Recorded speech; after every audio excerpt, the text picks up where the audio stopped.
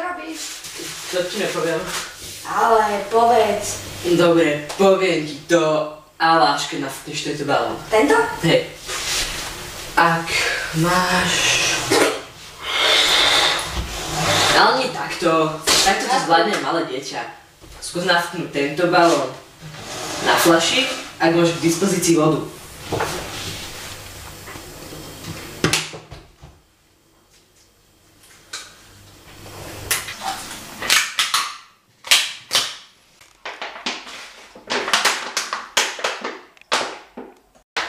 Dám to.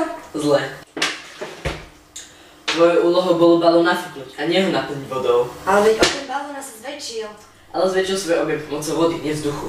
Tak ako inak sa dá balón nafúknuť? Jednoducho.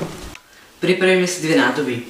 Jednu prázdnu a jednu so studenou vodou s ľadom.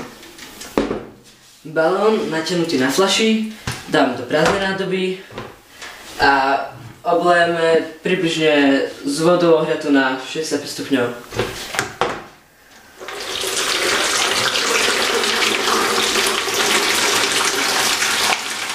Vidíš, čo sa deje s balónom? Aha, rastie ako z vody. Teraz vložíme fľašu do studenej vody. Aha, aký je sfúknutý. Tak ako na začiatku. Čo sú to za čary?